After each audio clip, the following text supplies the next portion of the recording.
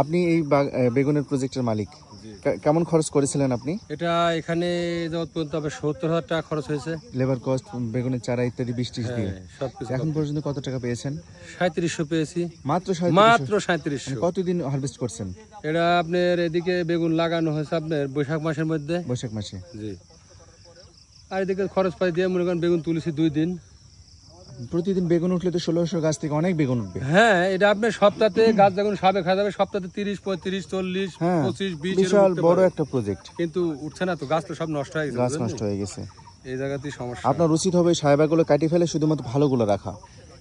এখন দেখা যাক কি করা যায়। আপনার এখানে আপনি দেখতে পাচ্ছি এই যে পাশ দিয়ে ওল গাছ লাগাই দিয়েছেন, বেগুন মরিচ গাছ লাগাই দিয়েছেন।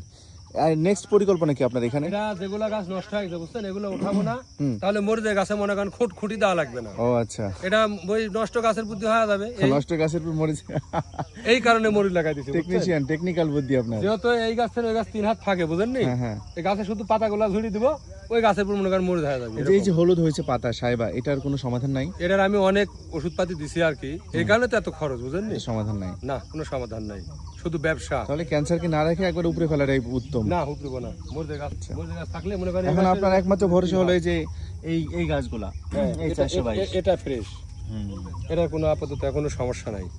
এটাও সমস্যা, এটাও মনে করেন সমস্যা। একজন জমির মালিক এবং কৃষক তার দুঃখের কথা শেয়ার করতেছে।